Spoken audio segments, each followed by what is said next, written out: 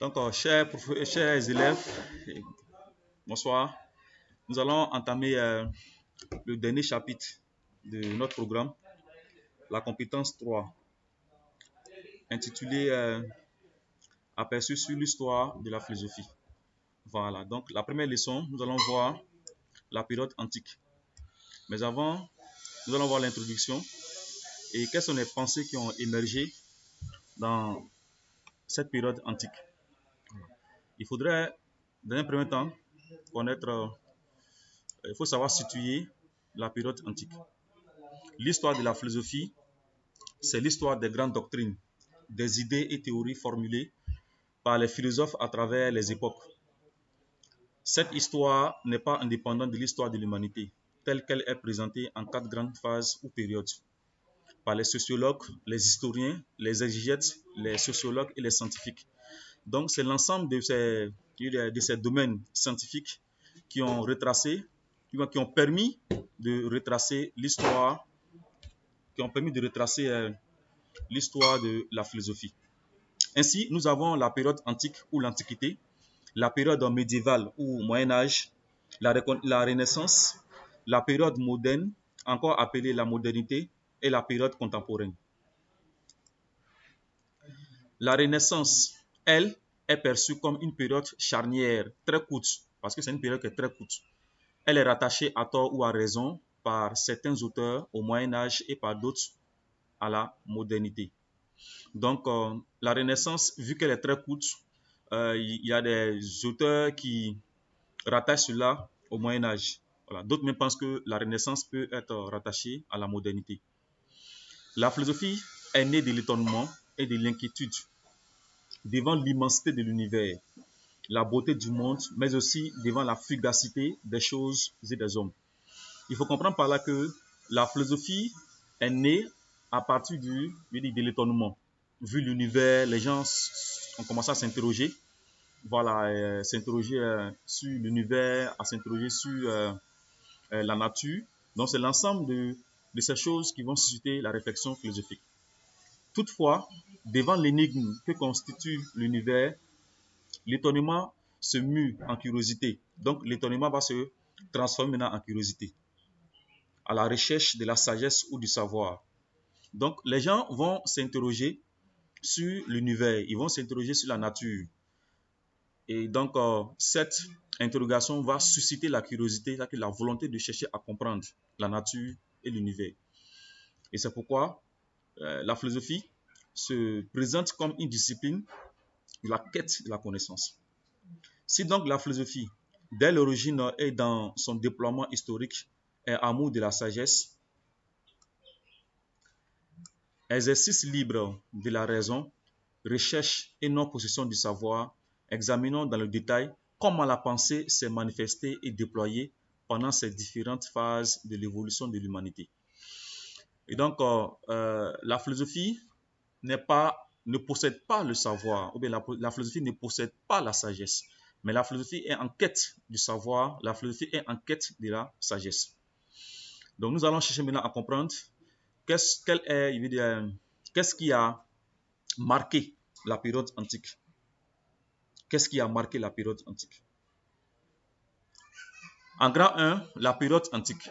Sur l'échelle du temps, l'Antiquité est la période qui s'étend du 6e siècle avant Jésus-Christ au 5e siècle après Jésus-Christ.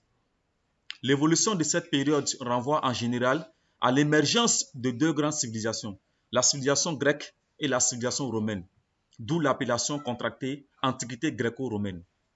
Même si par endroits un regard est jeté sur la philosophie égyptienne, du point de vue philosophique, l'Antiquité elle-même se subdivise en 3 sous-périodes.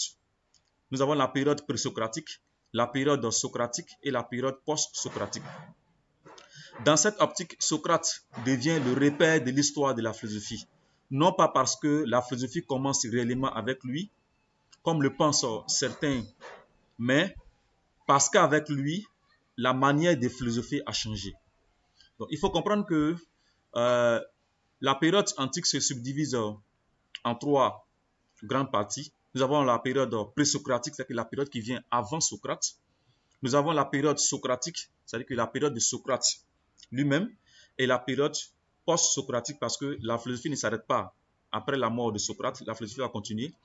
Donc, il y aura la période post-socratique.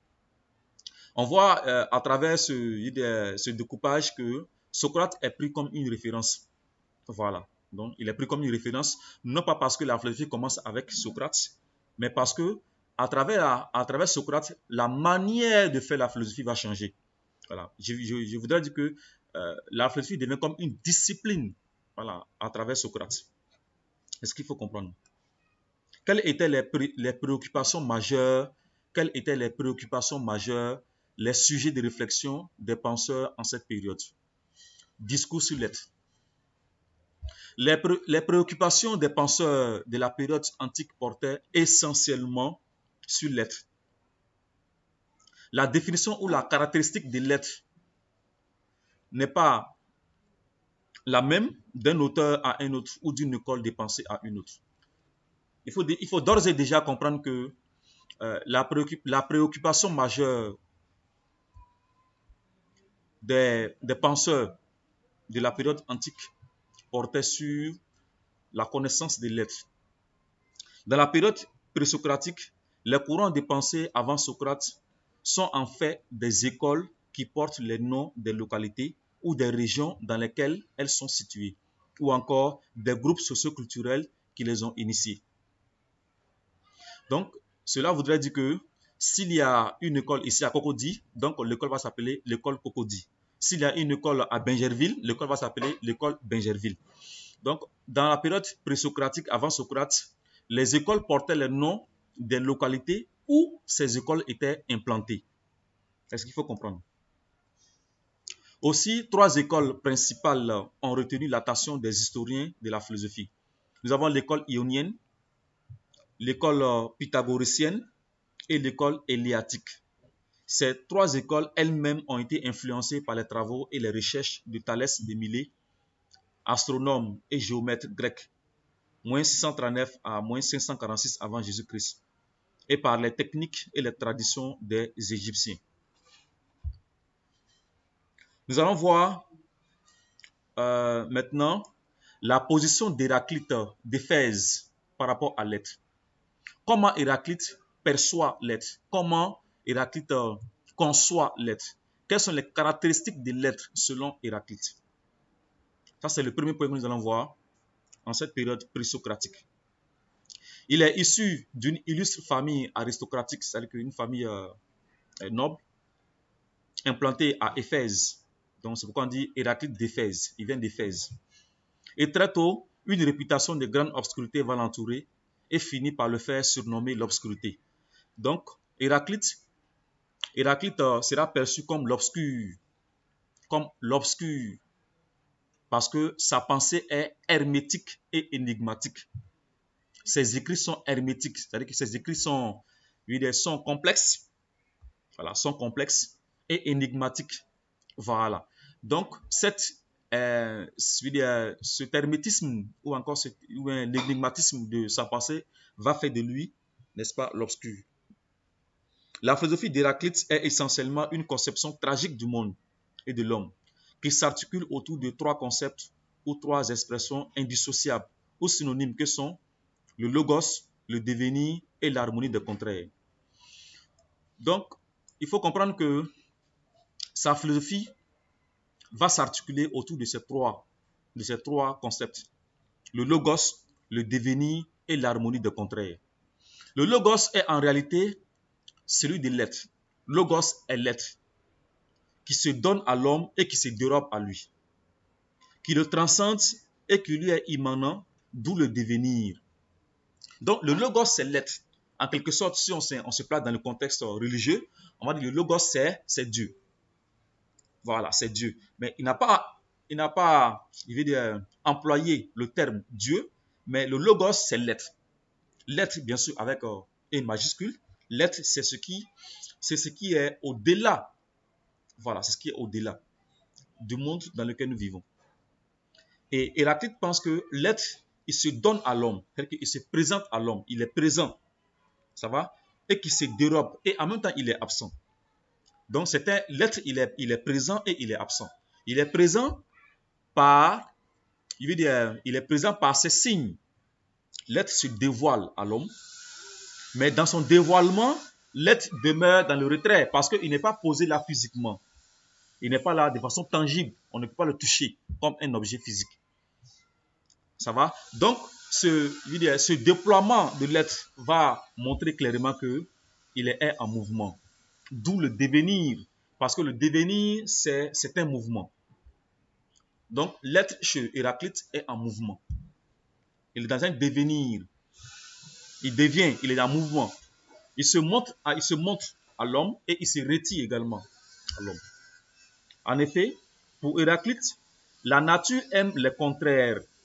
Et ce sont ces contraires qui s'unissent pour constituer l'harmonie. Donc, le contraire existe également chez Héraclite. Contrairement chez certains penseurs qui vont estimer que le contraire est une complexité, ou bien le contraire instaure la différence. Mais le contraire chez Héraclite est une harmonie. C'est cette harmonie, cette unification est toujours acquise au prix d'une lutte et se conserve comme une tension entre les opposés qui tendent à se séparer les uns des autres ou à se détruire. Donc, le logos qui est l'être est en mouvement. Ça va? L'être est en mouvement, mais l'être, il est un, il est unique, il est immuable.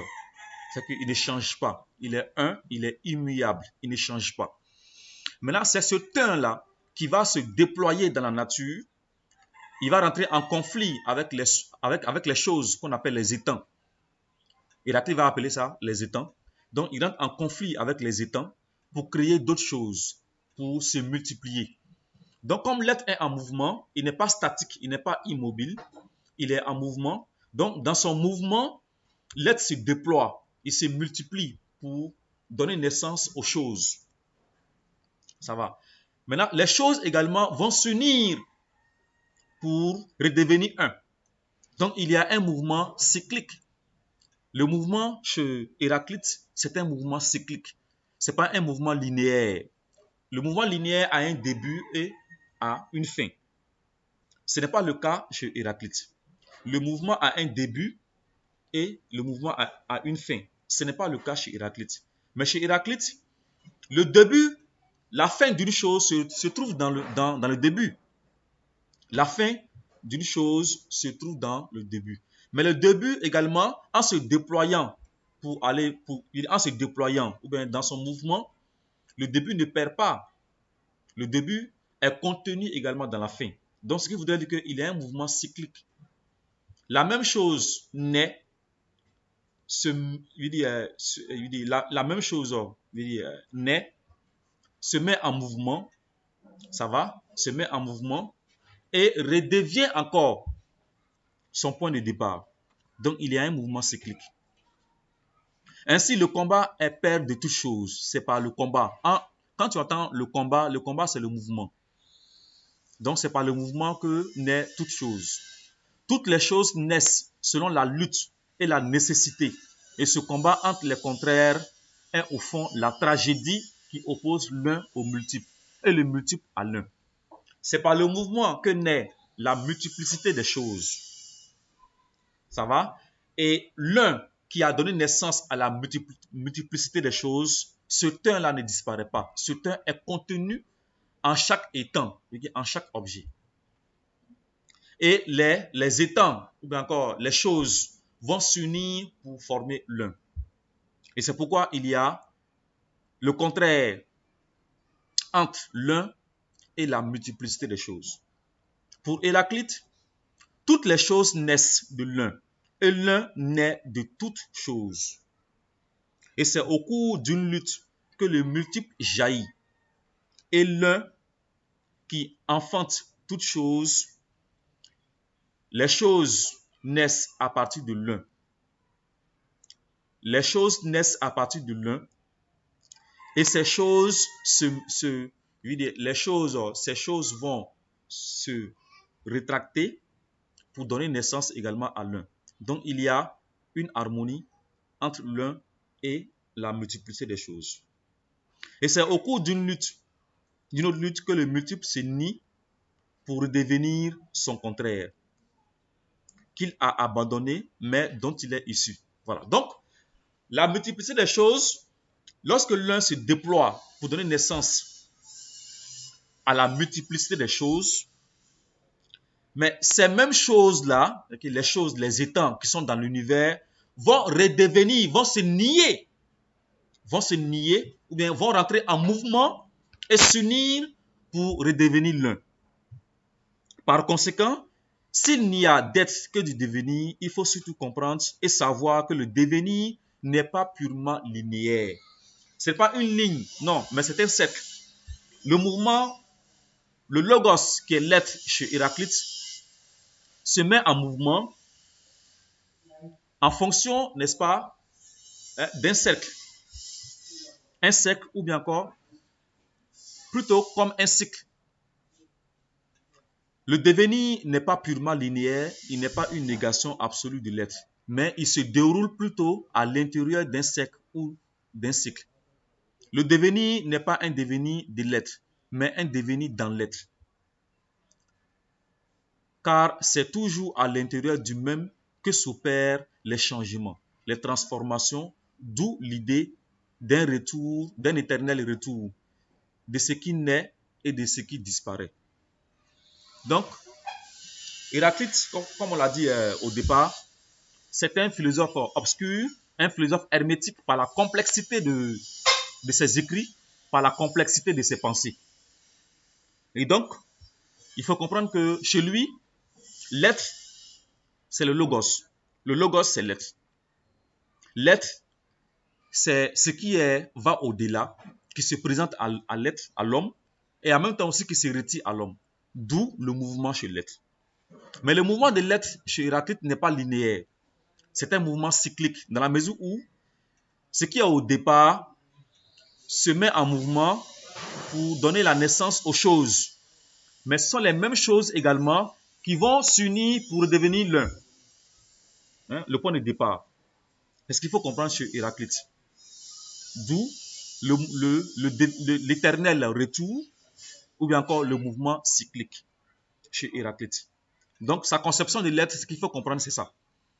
Nous allons nous arrêter là pour cette première séance. Et donc, se donner rendez-vous pour la deuxième séance sur ce cours aperçu sur l'histoire de la philosophie. Merci pour votre attention.